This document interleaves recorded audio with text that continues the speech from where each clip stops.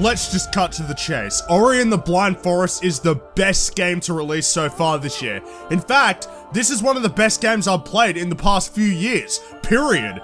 From the absolutely phenomenal art design and beautiful soundtrack to the precise fine-tuned controls and genuinely challenging platforming gameplay, Ori and the Blind Forest is an exceptional indie title, well worth its asking price.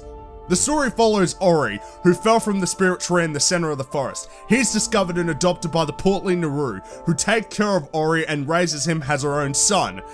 A major event devastates the forest, and after an extremely emotional introduction scene, Ori finds himself accompanied by Cyan, traveling throughout the world to restore light to the forest and save it from total destruction.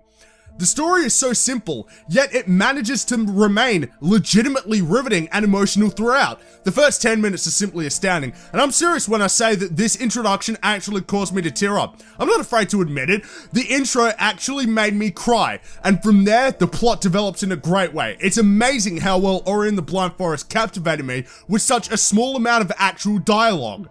The characters obviously help with this. They don't talk, but that's probably for the better, because most game writers have proven themselves remarkably incompetent. Ori is an immediately likable protagonist who you want to succeed. The supporting characters are just as good, and even the villain, who is astoundingly terrifying at times, is extremely sympathetic. And best of all, the ending is actually satisfying.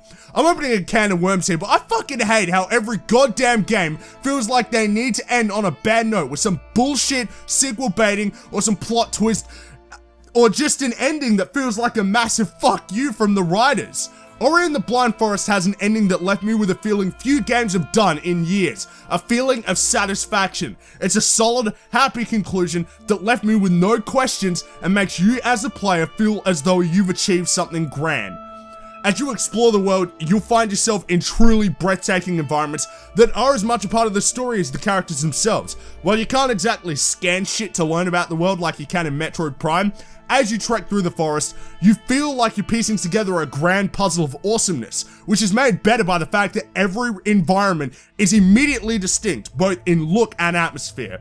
The game itself is drop dead beautiful. It manages to look better than a lot of the AAA bullshit we've seen for the past few years. It's colourful, brilliantly designed, diverse, unique, and expertly brought to life. The animation is impeccable too. The sheer act of running looks good, but watching Ori gracefully jump through meticulously detailed terrain is sight to behold.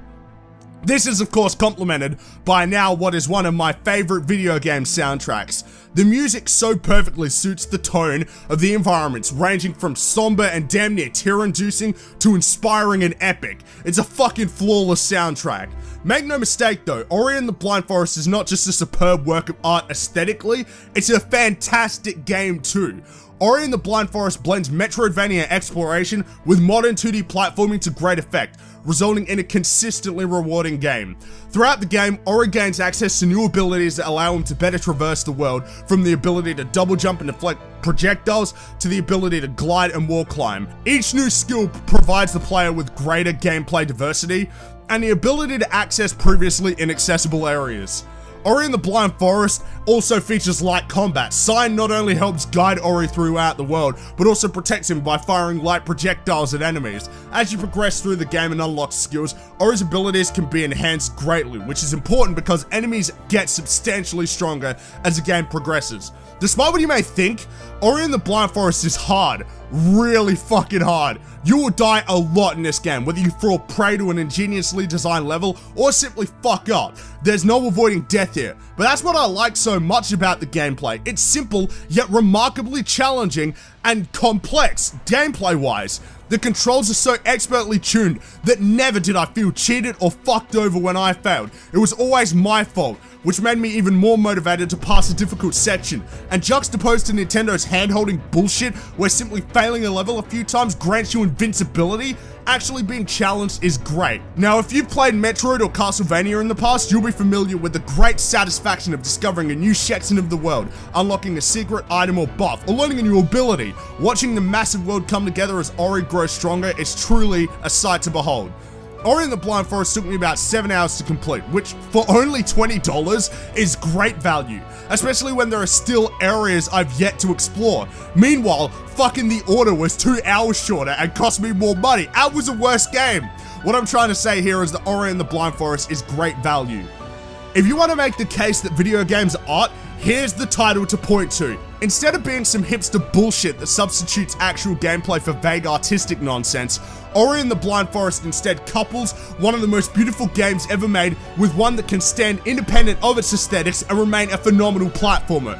Ori and the Blind Forest is an excellent game and 2014's first Game of the Year contender.